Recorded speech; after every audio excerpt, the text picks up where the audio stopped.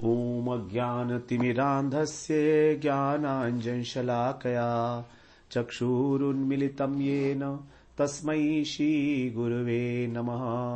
वन्देऽहं श्रीगुरो श्रीयुत्पदकमलं श्रीगुरून् वैष्णवांश्च श्रीरूपं सागरजातं सहगण रघुनाथान्वितं तं सजीवं साद्वैतं सावधूतं परिजनसहितं कृष्ण चैतन्य देवं श्रीराधा कृष्ण पादान् सहगण ललिता श्री विशाखान्वितांश तमादिदेवं करुणानिधानं तमालवर्णं सुहितावतारम् अपार संसार समुद्र सेतुं भजामहे भागवत स्वरूपम्। हे देव हे दैत हे भुवनैक बंधो हे कृष्ण हे चपल हे करुणैक सिंधो हे नाथ हे रमण हे नयनाभिराम हा हा कदानुभवितासि पदं दशोर्मे। श्री कृष्ण चैतन्य प्रभो नित्यानंद श्री अद्वैत गदाधर शिवसदी गौरभक्त वृंद। हरे कृष्ण कृष्ण कृष्ण हरे हरे हरे राम राम राम हरे हरे। हरे कृष्णा। सर्वप्रथम मैं अपने गुरुपाद पद्म ओम विष्णुपाद अष्टोत्तर शत श्री श्रीमद् भक्ति वेदांत माधव गोसाई महाराज के चरण कमलों में अनंत कोटि दंडवत प्रणाम ज्ञापन करता हूं। हम लोग श्रीमद् भागवत पुराण में दशम स्कंध में 29वें अध्याय का श्रवण कर रहे हैं। उसमें हम लोगों ने श्रवण किया कि किस प्रकार जब भगवान ने वेणुनाद किया, वंशीनाद किया, तो गोपियां अपने सभी कार्य को छोड़कर उनकी ओर धावित हुईं। उनका हृदय इतना उत्कंठा से भर गया क्योंकि उनके अंदर पूर्व राग की उत्पत्ति हो चुकी है। वेणु गीत के श्रवण करके 21वें अध्याय में हम लोगों ने श्रवण किया किस प्रकार गोपियां जो है भाव नेत्रों से देखती हैं कि कृष्ण वहां पर वन में जाकर किस प्रकार से वेणुनाद करते हैं। तो जो गोपियां हैं, अलग अलग प्रकार की गोपियां के लिए अलग अलग प्रकार का बताया गया, चेष्टाएं क्या की गई। जो नवीना गोपियां हैं अर्थात पहली बार ही यहां पर प्रकट वृंदावन में जिनका गोपी गर्भ से जन्म हुआ है, वो गोदोहन इत्यादि जो कार्य हैं, गोदोहन रंधन इत्यादि कार्य को छोड़कर जो है वो भगवान की सेवा के लिए उपस्थित होती हैं। यहां पर बताया गया कि उन्होंने गौदोहन छोड़ दिया क्योंकि जो भी उनका जातिगत धर्म है उसको छोड़कर उन्होंने कृष्ण की लीला में कृष्ण के पास जाने के लिए जो है सब कुछ छोड़कर वो वहां पर धावित हुई। धुइत्यो अभियुकाश्रित, तो उन्होंने अपने शिशु जो थे उनको भी दूध पिलाना इत्यादि छोड़ा। और कुछ गोपियां जो पतियों की सेवा कर रही थी, शुश्रूषन्ते पतीन काश्रित अश्ननत्योपास भोजनम, वो भी भोजन इत्यादि करके सब भाग ली। तो ये सब नवीना गोपियां हैं। फिर दूसरी गोपियां हैं जो लिम्पंत्य प्रजमोन्त्यन्या, अर्थात जो गोपियां पहले प्रकट लीला में नित्य सिद्धा गोपियों का काफी समय से संग कर चुकी हैं अनेक अनेक लीलाओं में, वे गोपियां भी जो अपने अंग का मार्जन कर रही थी, इनका कोई किसी प्रकार का जातिगत धर्म नहीं है, कोई इनको अपने परिवार की सेवा इत्यादि से कोई लेना देना नहीं है, ये कोई काम नहीं करती हैं घर का। तो ये गोपियां जो है अपने देह को संवार रही थी भगवान से मिलन के लिए, क्योंकि उत्कंठा अति प्रबल है, किसी भी समय भगवान वर्षिनाथ करके उनको बुला सकते हैं, हमेशा तत्पर रहती थी। तो अपने शरीर को जो है चंदन इत्यादि से जो है लिपायमान कर रही थी अंगराग के रूप में, और कोई गोपी जो है अपनी आंखों के अंदर अंजन लगा रही थी, वो वैसी की वैसी उसको छोड़कर भाग ली।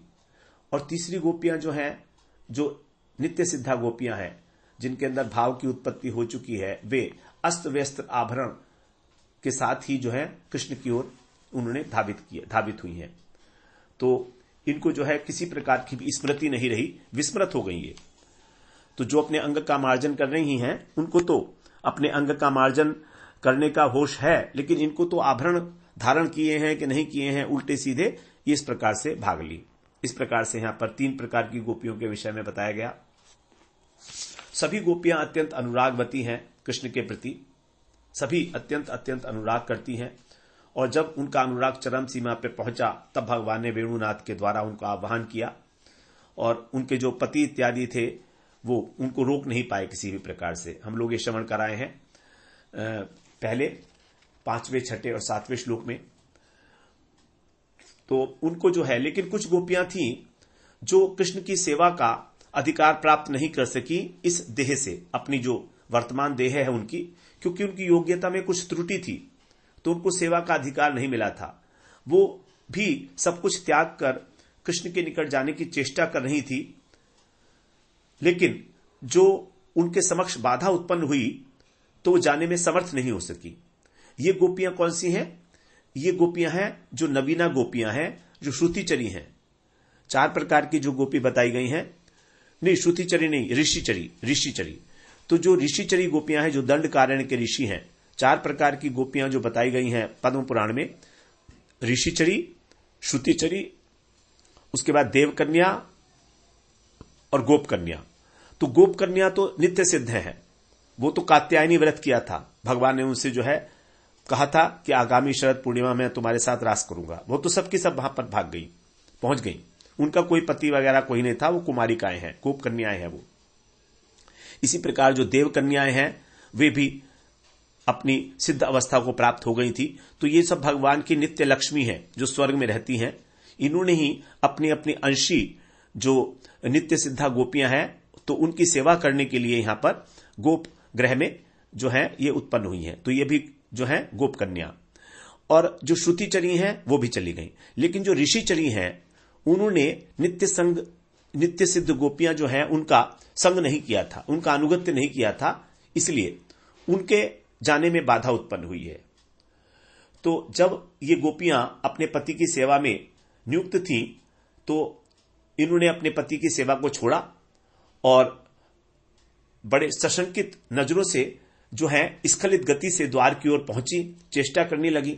लेकिन इनके पति तत्क्षण इनके द्वार के पास आकर समीप पूछने लगे, क्वनु रात्रौ गमिष्यसि, तुम इस रात्रि काल में अकस्मात द्वार खोलकर कहां जा रही हो? अपना हाथ फैलाकर उनको रोकने लगे। अब ये तो बेचारी अबला है, तो अपनी बलिष्ठ पति की उस बाधा का अतिक्रमण नहीं कर पाई और इनको घर में ही रहना पड़ा। इसीलिए कहा गया कि अत्यंत उत्कंठाशालिनी होने पर भी कृष्ण के निकट जाने में इनके बाधा उत्पन्न हुई। तो यहां पर जो है बाधा इसलिए उत्पन्न हुई कि इनके अंदर इस प्रकार का एक दोष था कि इनके पूरा कषाय इनका नष्ट नहीं हुआ था जैसा कि होना चाहिए, जिससे कि कृष्ण की सेवा की जा सके। क्योंकि जब कृष्ण की सेवा की जाएगी तो किसी भी प्रकार का दोष उसमें नहीं होना चाहिए, किसी भी प्रकार का कषाय नहीं होना चाहिए।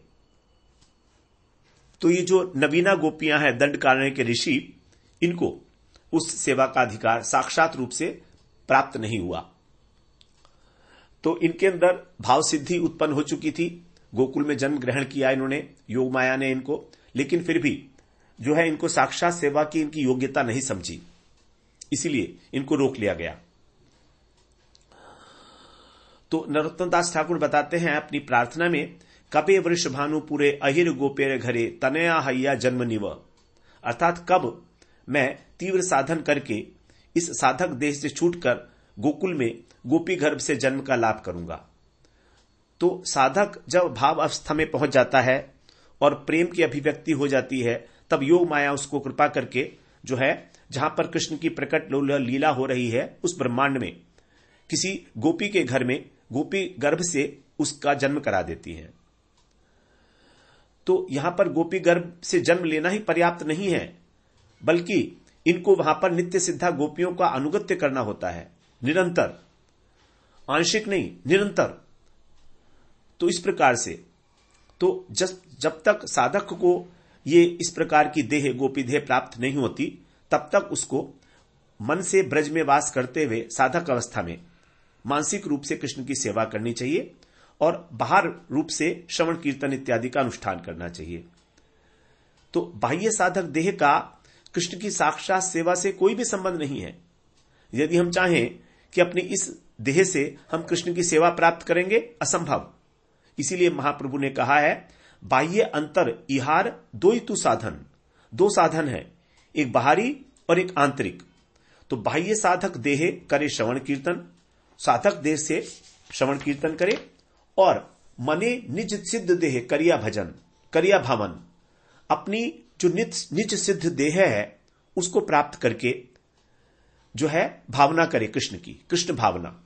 रात्रि दिने करे ब्रजे कृष्णेर सेवन। इस प्रकार दिन रात ब्रज में रहकर कृष्ण का सेवन करे। तो ब्रज में राधा गोविंद की सेवा का चिंतन करते करते जब हमारे देह में और दैहिक पदार्थों में अहंता ममता दूर हो जाती है, चित्त निर्मल हो जाता है, तब उसको कहा जाता है जात रचि साधक। अर्थात अब इसके हृदय में रति उत्पन्न हो गई है। जैसे सूर्योदय के समय उससे पहले जो गगन होता है, आकाश बड़ा निर्मल होता है, तो उसी प्रकार से जो जात रति साधक हैं, इनका हृदय समस्त प्रकार की प्राकृत कामनाओं से शून्य हो जाता है और कृष्ण की सेवा की लालसा से भर जाता है, परिपूर्ण हो जाता है। दो लक्षण। तो मुख्य लक्षण क्या है? कृष्ण सेवा की लालसा परिपूर्ण रूप से, और गौण लक्षण है प्राकृत कामनाओं से शून्यता। तो जिस प्रकार सूर्य के उदय होने से कुछ पहले अरुणोदय काल में गगन निर्मल तो है, लेकिन फिर भी अल्प मात्रा में रात्रि शेष रहती है, क्योंकि तारे कुछ थोड़े थोड़े टिमटिमाते हैं। कभी कभी कोई कोई तारा दिख जाता है रात्रि शेष होने पर भी। तो ये जो तारे हैं यही है कामनाएं। तो इस प्रकार से इनके अंदर भी किसी प्रकार की जो देह के अंदर प्राकृत अंश है वो शेष रह जाता है। शरीर के अंदर भाव में नहीं है, भाव तो पूरा है कृष्ण की सेवा का, लेकिन शरीर के अंदर जो है इनका अभिनिवेश नहीं कहेंगे, शरीर के अंदर तनिक सी आसक्ति देखी जाती है। यही है प्राकृत अंश। इस प्राकृत अंश को लेकर ही जो इस जात रचि साधक है, योग माया की प्रेरणा से गोकुल में, किसी भी ब्रह्मांड में जहां पर भगवान की प्रकट लीला हो रही है, गोकुल के अंदर गोपी गर्भ से जन्म लेता है, और वहां पर फिर नित्य सिद्धा गोपियों का संग करके, उनके प्रभाव से उनका अनुगत्य करके क्रमशः प्रेम, स्नेह, मान, प्रणय, राग, अनुराग इत्यादि भावों का इसमें उदय होता चला जाता है। और इस प्रकार महाभाव का उदय होने पर इसकी जो प्राकृत अंश है वो पूर्णतया अंत हो जाता है, अर्थात स्वसुख वांछा शून्य हो जाती है, अपने देह की विस्मृति हो जाती है। इसके पश्चात फिर जब भगवान की रासलीला होती है, तब भगवान जो है उनके साथ इसका मिलन होता है। तो यदि कोई कहे कि गोकुल में जो गोपी गर्भ से जन्म ले रहा है साधन सिद्धा गोपियां, इनके अंदर प्राकृत अंश नहीं रहेगा, यह बात ठीक नहीं लगती।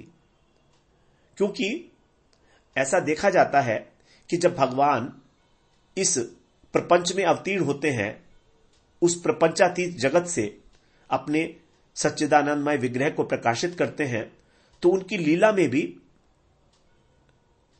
थोड़ा सा प्राकृत अंश का मिश्रण होता है। प्राकृत का अर्थ समझिए, जो सत्व, रज और गुण से मिश्रित है, वो प्राकृत, प्रकृति के द्वारा। जड़, तो जड़ अंश जो है वो थोड़ा सा होता ही है। कैसे इसको समझेंगे? जैसे कि जो माता देवकी है वो सब प्रकार से अप्राकृत तत्व है, क्योंकि भगवान उनके गर्भ से अवतीर्ण हुए हैं, भगवान उनके गर्भ से प्रकट हुए हैं देवकी माता के। देवताओं ने गर्भ स्तुति की है, भगवान का वास है वहां पर गर्भ में। तो इसका मतलब क्या हुआ कि अप्राकृत देवकी के और भगवान अप्राकृत तत्व हैं, वो अवतीर्ण हुए, ठीक बात है। लेकिन उन्हीं देवकी के गर्भ से भगवान के प्रकट होने से पहले जो 6 पुत्र उत्पन्न हुए थे, वे जो कंस के द्वारा मारे गए थे, वो सब प्राकृत थे। क्योंकि कहा जाता है कि वो मरीचि ऋषि के पुत्र थे, 6 पुत्र, जो ब्रह्मा जी के ऊपर हंसे थे और ब्रह्मा जी ने उनको श्राप दे दिया था। तो मरीचि ऋषि इसी ब्रह्मांड के हैं, ब्रह्मा जी भी इसी ब्रह्मांड के हैं, तो उनका अंदर जो प्राकृत अंश है, तो इस प्रकार से जब उस अप्राकृत देवकी जी के अप्राकृत गर्भ में तनिक मात्र प्राकृत अंश लेकर एक कर्मभोगी जीव भी जन्म ले सकता है, तो फिर यह मानना पड़ेगा कि भगवान की इस प्रपंच लीला में कुछ ना कुछ जड़ अंश होता है। इसीलिए जो नवीना श्रुतिचरी साधन सिद्ध गोपियां हैं, वो इस प्राकृत अंश को लेकर ही उन्होंने गोपी गर्भ से जन्म लिया है। और जब वो कृष्ण सेवा की प्राप्ति की लालसा से उनका ये जो प्राकृत अंश है ये नष्ट हो जाता है, और तब वे कृष्ण की अप्राकृत लीला में प्रवेश करती हैं, रास में प्रवेश करती हैं। तो सभी गोपियां पति के संबंध से बड़ी दूर हैं, हमेशा कृष्ण के चिंतन में विभोर हैं। तो इस प्रकार उनकी जो देह है वो संपूर्ण रूप से चिन्मय हो जाती है। लेकिन ये होता तभी है जब ये बड़ी पूर्ण रूप से नित्य सिद्धा गोपियों का अनुगत्य करती हैं। तो नित्य सिद्धा गोपियों का अनुगत्य प्लस इनके अंदर कृष्ण सेवा प्राप्ति की तीव्र उत्कंठा, इसी से इनका जो है प्राकृत अंश जो है नष्ट होता है। तो इस प्रकार से जो गोपियां नहीं जा पाई थी, वे अत्यंत पीड़ित होकर उन्होंने इस गुणमय देह का परित्याग कर दिया, जिन्होंने संग प्राप्त नहीं किया था, और फिर चिन्मय देह से कृष्ण की सेवा प्राप्त की। तो यहां पर बिल्कुल स्पष्ट है कि जो नित्य सिद्धा गोपियां हैं वो अवरुद्ध नहीं हुई। केवल साधक सिद्ध गोपियां, और वो भी जिन्होंने नित्य सिद्धा का संग अनुगत्य नहीं किया था और अपने पतियों के द्वारा उपभुक्त थी, ऐसी पुत्रवती गोपियों को ही घर में जो है रोका गया। तो 4 प्रकार की जो गोपियां हम लोगों ने श्रवण की, ऋषि चरी, श्रुतिचरी, देवकन्या और गोपकन्या, इनमें केवल ऋषिचरी ही अवरुद्ध हुई, और उनमें भी जो नवीना थी, नवीना मतलब जो पहली बार ही इस लीला में प्रवेश किए थी। इस प्रकार से अब हम लोग अगले 10वें और 11वें श्लोक में प्रवेश करते हैं। कह रहे हैं, दुस्सह प्रेष्ट विरह तीव्रतापधुता शुभा ध्यान प्राप्ताच्युताश्लेष निर्वृत्या क्षीण मंगलः तमेव परमात्मानं जार बुद्ध्यापि संगतः जहुर्गुणमयं देहं सद्य प्रक्षीण बंधना। दुस्सह प्रेष्ट विरह तीव्र, दुस्सह जिसको सहन नहीं किया जा सकता, असहनीय, ऐसा जो प्राण प्रियतम कृष्ण है प्रेष्ठ, उनके विरह में अत्यंत तीव्र ताप के द्वारा, जो उनका विरह का ताप है, उसमें उनके धुता शुभा, उनके जो अशुभ थे वो सारे के सारे नष्ट हो गए, दूर हो गए। ऐसी गोपियां, और उन्होंने क्या किया कि ध्यान प्राप्ताच्युत श्लेष, यहां पर ऋषिचरी की बात की जा रही है, जो घर में अवरुद्ध हो गई थी, उसके विषय में विशेष रूप से यहां बता रहे हैं। उनका क्या हुआ, जो रास में नहीं पहुंच पाई थी। ध्यान प्राप्ताच्युत अर्थात उन्होंने अच्युत श्री कृष्ण का ध्यान किया और अश्लेष उसका आलिंगन किया मन ही मन, और निर्वृत्तिया उस निर्वृत्ति को प्राप्त हुई, आनंद को प्राप्त हुई, बड़ा आनंद का अनुभव किया जब कृष्ण का इन्होंने आलिंगन किया मन ही मन। तब उनसे क्या हो गया, क्षीण मंगला, उनके जितने भी पुण्य थे वो क्षीण हो गए। इस प्रकार से उनका जो प्रक्षीण बंधना, उनका जो बंधन है वो सब प्रकार से नष्ट हो गया प्रकृष्ट रूप से। तो अब उनके जो शुभ और अशुभ कर्म बंधन थे वो नष्ट हो गए।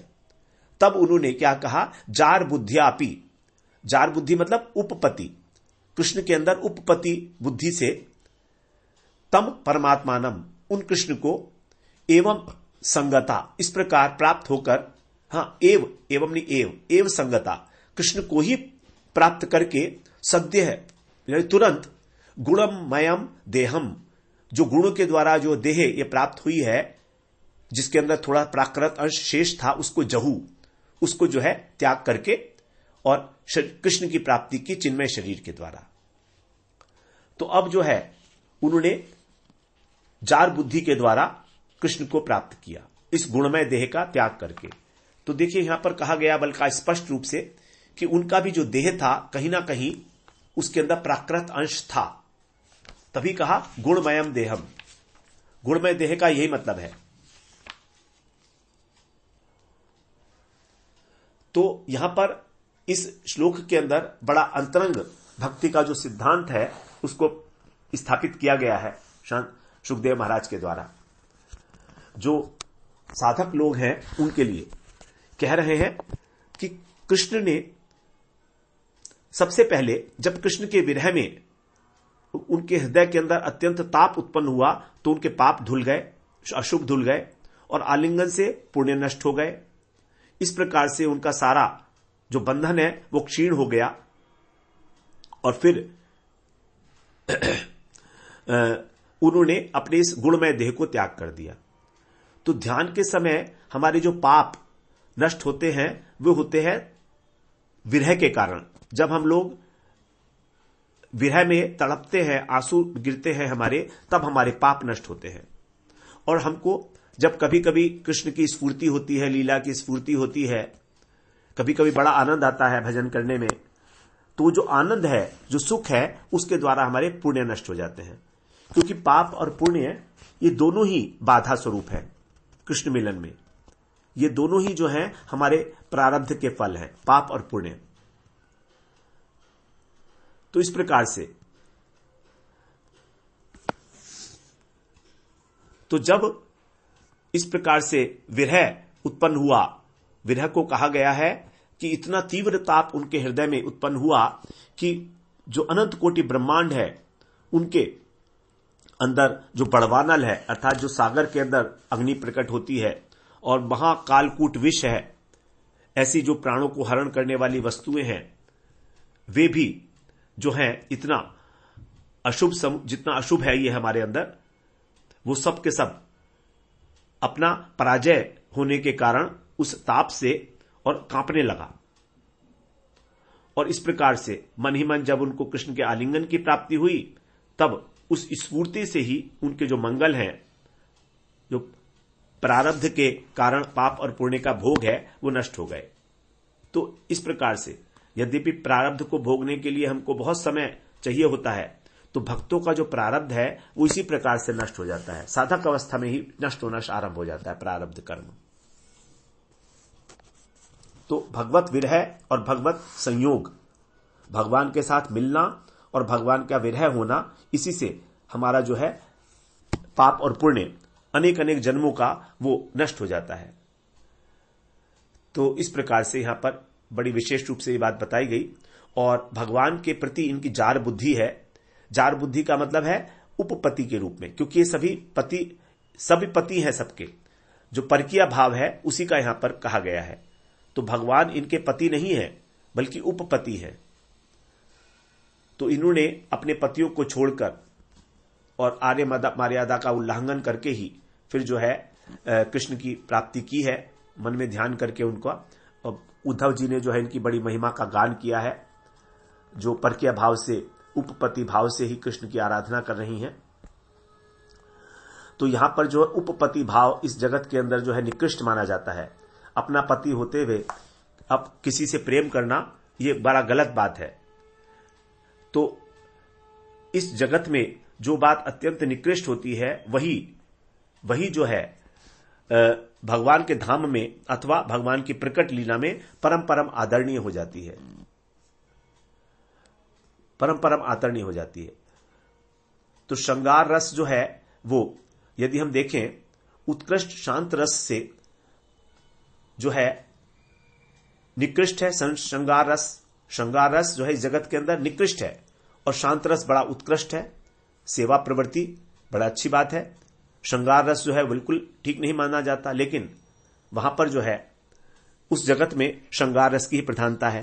और श्रृंगार रस में भी पति भाव को छोड़कर उपपति भाव को अंगीकार करना, यह और भी अधिक जो है देखा जाता है। तो इस प्रकार से जो है बताया गया कि किस प्रकार गोपियों ने अपने अपने पाप और पुण्य का क्षमन किया। तो यहां पर गोपियों के देह को कहा गया गुणमयम देहम। इसके समाधान में बताते हैं कि जो गोपियों की देह है वो वेणुवादन श्रवण करने से पूर्व दो भागों में विभक्त थी, गुणमय और चिन्मय, दोनों अंश थे उसके अंदर। उनमें से जो गुणमय अंश था उस अंश के द्वारा ही उनका संग हुआ था अपने पतियों से। उनकी देह के दो अंश थे, गुणमय अंश और चिन्मय अंश। जब साधक जो है भगवान गुरु जी से दीक्षा लेता है, भजन करता है, तो धीरे धीरे उसके अंदर दो अंश जो है, जड़ अंश और चित्त अंश। तो चित्त अंश जो है वो सूक्ष्म मात्रा में है और जड़ अंश अधिक है। जड़ अंश का मतलब गुणमय अंश। तो धीरे धीरे भजन करते करते उसका जड़ अंश जो है नष्ट होने लगता है और चित्त अंश बढ़ने लगता है। जैसे कहा गया, कृष्ण भक्ति सुधा पानात देह दैहिक विस्मृते तेषाम भौतिक देहे अपि सच्चिदानंद रूपता। कृष्ण की भक्ति का, सुधा रस का जब पान किया जाता है तो इस देह की विस्मृति हो जाती है और हमको ये जो भौतिक देह है ये भी चिन्मयता को प्राप्त कर लेती है। तो भौतिक देह को चिन्मयता को प्राप्त करने का मतलब है कि जो भौतिक देह है वो है गुणमय। तो गुणमय और चिन्मय दो अंश हैं। तो यहां पर जो गुणमय देह है वो, क्योंकि अदरवाइज वो क्या कहते, निज देह कह सकते थे। अगर हम कहें कि अपने शरीर का परित्याग किया, तो यहां पर शरीर का परित्याग करने के लिए नहीं कहा गया। गुणमयम देहम, तो जो उस शरीर में प्राकृत अंश था, गुणमय अंश था, नित्य सिद्धा गोपियों को अनुगत्य न करने के कारण जो कषाय था गुणमय अंश के रूप में, वही जो है उसी को उन्होंने छोड़ा। तो जब हम गुरु के निर्दिष्ट मार्ग पर चलकर भक्ति का आरंभ करते हैं तो हम लोग श्रवण कीर्तन स्मरण इत्यादि नवधा भक्ति करके हमारा जो हृदय है वो क्रमशः इस गुणमय अंश को त्याग करता है और चिन्मयत्व को प्राप्त करने लगता है। भगवान ने कहा है कि निर्गुणों मदपाश्रय, मेरा शरणागत भक्त निर्गुण हो जाता है। तो इसका मतलब यही हुआ कि जो भक्त अपनी इंद्रियों के द्वारा श्रवण कीर्तन इत्यादि करते हैं, भगवान के गुणों को ग्रहण करके और निर्गुण हो जाते हैं। और साथ ही साथ क्योंकि वो व्यवहार भी कर रहे हैं इस जगत के अंदर, तो विषयों का ग्रहण करने के कारण वो गुणमय भी है। क्योंकि जब तक इस संसार में है तब तक तो व्यवहार करना पड़ेगा, और व्यवहार निर्गुण नहीं होता है, व्यवहार गुणमय ही है। तो इस प्रकार भक्तों का एक अंश है निर्गुण और एक अंश है गुणमय। तो जैसे भोजन करने वाले व्यक्ति की प्रत्येक ग्रास में तुष्टि पुष्टि क्षुधा निवृत्ति होती है, उसी प्रकार जो भगवान के चरणाश्रित भक्त हैं वे जब अनन्य भाव से भगवान का भजन करते हैं तो उस भजन काल में ही उस भजन के अनुसार, उसके अनुरूप उनके अंदर एक साथ ही प्रेम लक्षणा भक्ति उत्पन्न भी होती है, उनको लीलाओं की स्फूर्ति भी होती है जिसको आनंद प्राप्त करते हैं, और संसार से विरक्ति भी एक साथ होती है। इसी सिद्धांत के अनुसार जब भक्ति की वृद्धि हो रही है, भक्ति की पुष्टि हो रही है, भक्ति की पुष्टि का मतलब है कि जो गुणमय अंश है वो कम हो रहा है। भक्ति की पुष्टि का मतलब है गुणमय अंश का कम होना। और जब पूर्ण प्रेम उत्पन्न हो जाता है भाव के बाद, तब जो देह है वो संपूर्ण रूप से निर्गुण हो जाती है, गुणमय अंश को त्याग कर। तो केवल गुणमय अंश को ही भक्ति के द्वारा क्षीण किया जाता है। जो चिन्मय अंश है वो तो वहीं का वहीं है। दो प्रकार के अंश हैं, चिन्मय अंश और गुणमय अंश। बड़ी महत्वपूर्ण बात है, ये सिद्धांतिक रूप से समझने योग्य बात है। तो गुणमय अंश और चिन्मय अंश, अब गुणमय अंश को जो है धीरे धीरे भजन साधन करके दूर किया जाता है और चिन्मय अंश वही बढ़ने लगता है। फिर तो वही जो गुणमय अंश है वो जीरो हो जाता है और चिन्मयत्व पूरा हो जाता है। जैसे एक गिलास है, अब गिलास के अंदर जब खाली गिलास है तो जैसे जैसे हम उसके पानी भरते हैं तो उसके अंदर जो खालीपन था वो कम होता जाता है और वो पूरा का पूरा गिलास भर जाता है। तो इस प्रकार से यहां पर केवल उनका जो स्थूल गुणमय देह था उसी का पात दिखाया गया है। क्योंकि अगर पूरी देह का ही इनका नष्ट होना दिखाएंगे तो देह के अंदर तो दोनों अंश है, चिन्मय भी है और गुणमय भी है। अगर चिन्मय अंश नहीं होता तो उनकी प्रकट लीला में गोपी गर्भ से उनका अवतरण ही नहीं होता। तो ध्रुव इत्यादि के लिए, ध्रुव महाराज के लिए कहा गया है कि उन्होंने सशरीर ध्रुवलोक में गमन किया था मृत्यु के ऊपर पैर रखकर, अर्थात उनका स्थूल शरीर, उसका पतन नहीं हुआ। तो जब ध्रुव महाराज, जो किसी भी प्रकार जो है वो प्रेम लक्षणा भक्ति उनके अंदर गोपियों वाली नहीं थी, तो भी इस प्रकार का उन्होंने भी जब अपने उस स्थूल शरीर के साथ वहां पर गमन किया, मतलब क्या है कि वो सच्चिदानंद अवस्था को प्राप्त हो गए थे। तो इस प्रकार से जो भगवान के निर्गुण भक्त हैं, वे भगवान निर्गुण है, तम भजन निर्गुणो भवेत, हरि ही निर्गुण है साक्षात। भगवान निर्गुण है, इसलिए तम भजन निर्गुणो भवेत। अब इस गुण अंश के दो पार्ट हैं, एक पाप और पुण्य, दोनों ही गुण हैं। तो धूता शुभा अशुभा, जो अशुभ है पाप है, वो जब प्रियतम के विरह से उत्पन्न तीव्र ताप है उससे धुल जाते हैं, और जो पुण्य है वे ध्यान में, ध्यान का मतलब है यहां पर तन्मयता। तो जब उनके हृदय में तन्मयता हो गई, कृष्ण के साथ तादात्म्य हो गया मन ही मन, तब कृष्ण के आलिंगन के द्वारा उनका जो पुण्य था वो भी नष्ट हो गया।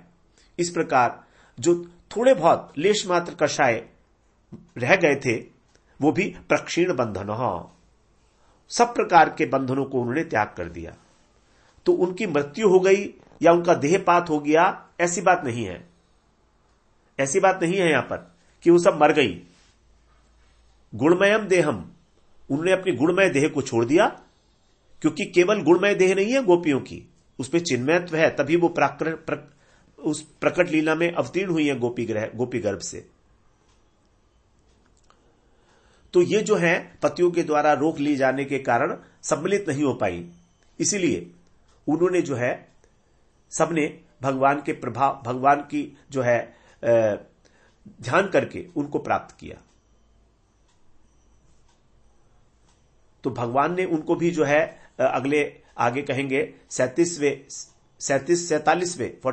अध्याय के अंदर 37वें श्लोक में कहा है कि जिन कल्याणियों ने ब्रज में रहकर रास विहार के समय अपने पतियों के द्वारा रोक ली गई और मेरे साथ रास क्रीड़ा में सम्मिलित नहीं हो पाई, उन सब ने भी मेरे प्रभाव की चिंता करके अपने घर के भीतर ही मेरा संग प्राप्त किया।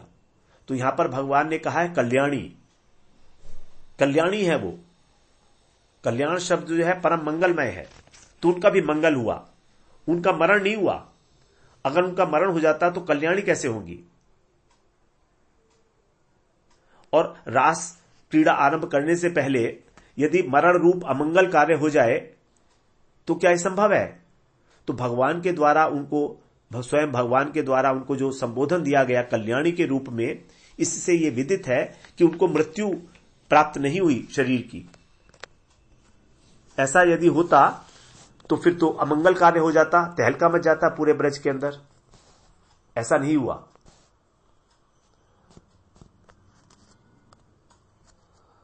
तो आगे जो है 47वें अध्याय में और भी 38वें श्लोक में यह बात कही गई है कि जब उद्धव के मुख से उन्होंने प्रियतम का संदेश सुना तो उनकी जो पूर्व स्मृति जागृत हो गई। 47वें अध्याय का ही 38वां श्लोक है। उनकी पूर्व स्मृति, तो ता गोपियां, मतलब वे गोपियां जो पति के द्वारा घर में रोक ली गई थी, वंचित हो गई थी और मृत्यु के बिना ही उनके गुणमय शरीर का त्याग हो गया था, उन्होंने जो है उस स्मृति को प्राप्त किया, पूर्व स्मृति उनकी जागृत हो गई। तो इस प्रकार उन्होंने विरह तीव्र ताप से तप्त होकर और कृष्ण का आलिंगन करके गुणमय देह को छोड़ा और ध्रुव इत्यादि की तरह उन्होंने चिन्मयता को प्राप्त किया। तो गुणमय देह का त्याग और चिन्मय देह की प्राप्ति, यही है देह त्याग। देह का नाम क्या है। देह का मतलब है, जन्म का मतलब है मैं और मेरा का अभिमान। मैं और मेरा का अभिमान छोड़ना ही जो है जन्म को ग्रहण करना ही जन्म है, और इस अभिमान को छोड़ना ही जो है वो उसको कह सकते हैं कि जहूर, इस गुणमय देह का त्याग है। तो इस प्रकार से इन्होंने रास को प्राप्त नहीं किया, लेकिन फिर भी इन्होंने अपनी चिन्मय देह के द्वारा कृष्ण की प्राप्ति की। जिस प्रकार की एक बगीचे के अंदर जो आम होते हैं वो सभी, अगर कुछ आम पक चुके हैं, पहले भी हम लोगों ने इसकी चर्चा की थी, कुछ आम अगर पक चुके हैं और कुछ नहीं पके हैं तो वो सभी आमों को तोड़कर उनको घर पर रखता है, और जब वो ठीक हो जाते हैं, परम स्वादु हो जाते हैं, सुकोमल हो जाते हैं, तब धीरे धीरे उन्हीं को जो है परिवेशन किया जाता है, उनको ही भोग के लिए प्रस्तुत किया जाता है। तो जो भीतर से पके हुए हैं वे, तो इस प्रकार से वही आम अर्थात वही गोपियां जो हैं योग माया के द्वारा कृष्ण की सेवा में उपस्थित हुई, जो सब प्रकार से उपयुक्त थीं। इसी प्रकार गोकुल में जो जन्मी ऋषिचरा गोपियां हैं, जिनका जो प्राकृत गुणमय शरीर है, वो उन्होंने चिन्मय शरीर से जन्म लिया था, लेकिन फिर भी वो थोड़ा बहुत गुण अंश बाकी रह गया था, वो तो घर में रह गई। और जो संपूर्ण रूप से चिन्मय थी, अपने पुरुषों के द्वारा, अपने पतियों के द्वारा अस्पृष्ट थी, उन्होंने योग माया की सहायता से नित्य सिद्धा गोपियों का अनुगत्य किया था, इसलिए उनको रास में प्रवेश हुआ। तो ऋषिचरा गोपियां भी एक नहीं है, क्योंकि अनेक अनेक कल्पों से ऋषि जो है तपस्या कर रहे हैं। तो इन ऋषिचरा में भी कोई नवीना है और कोई प्राचीना है। तो योग माया ने जो बाहर से गुणमय शरीर वाली थी नवीना, उनको योग माया ने क्या किया कि कृष्ण विरह रूपी ताप प्रदान करके उनकी गुणमय शरीर का नाश करा दिया। तो पुरुष स्पर्श इत्यादि जो दोष थे वो सब नष्ट हो गए, और उनको भी चिन्मय शरीर की प्राप्ति हुई। और फिर उसी रास के अंत में उनको भी अभिसार कराया गया। लेकिन जिनका तनिक भी कषाय रह गया था, उनके कषाय को दूर करने के लिए योग माया ने अन्य किसी रात्रि में अभिसार कराया। तो क्योंकि भगवान की रास लीला नित्य है, ऐसा नहीं है कि एक ही दिन हुई शरद पूर्णिमा के दिन, भगवान का नित्य विहार है ब्रज में। तो जो संपूर्ण रूप से जिनका नष्ट हो गया, अब देखिए ध्यान की भी तो अवस्था अलग अलग है ना, तन्मयता की भी अवस्था अलग अलग है। तो किसी ने पूर्ण तन्मयता को प्राप्त किया, किसी ने आंशिक तन्मयता को प्राप्त किया। तो यदि पूर्ण तन्मयता को प्राप्त कर लिया तो उसको जो है योग माया ने वहां पर उपस्थित करा दिया रास में अंत में, और जिसने नहीं किया उसको किसी अन्य रात्रि में कृष्ण के साथ अभिसार कराया। तो इस प्रकार जब जो ये ऋषिचरी गोपियां भी जो प्राचीना थी, जिनका कषाय बिल्कुल संपूर्ण रूप से नष्ट हो गया था, ये भी नित्य सिद्धा गोपियों के साथ ही रात्रि के अंत में अपने अपने घर में वापस आई, और तब जो है अपने पतियों के द्वारा रक्षित होकर भी अपने पति और पुत्र इत्यादि में सर्वथा ममता शून्य हो गई, सर्वथा। तो ये वो गोपियां हैं जिनका विवाह हो चुका है। ऐसी गोपियां भी रास के अंत में, इनको लगभग अंत में इनको प्रवेश कराया गया और ये वापस लौटी। जब लौटी तो अब कृष्ण प्रेम की अधिकता से आक्रांत होने के कारण इनके स्तन का दूध भी नहीं रहा, इसलिए वो अपने पुत्र का पालन इत्यादि भी नहीं कर पाई। और इनके जो स्वजन थे, घर वाले थे, उन्होंने सोचा कि ये पागल हो गई हैं, किसी ग्रह ने इनको डस लिया है, कोई इनको भूत पिशाच लग गया है, इसलिए वो ये समझ के चुप हो गए। तो इस प्रकार से इस बात को समझा गया है टीकाओं के माध्यम से। अब हम लोग अगले सत्र में फिर इसका अगला जो श्लोक है उसमें प्रवेश करेंगे, 12वें श्लोक में, जहां पर परीक्षित महाराज जो है एक प्रश्न पूछेंगे उनसे, सुखदेव महाराज से। वांछा कल्पतरुभ्यश्च कृपा सिंधुभ्य एव च पतितानां पावनेभ्यो वैष्णवेभ्यो नमो नमः।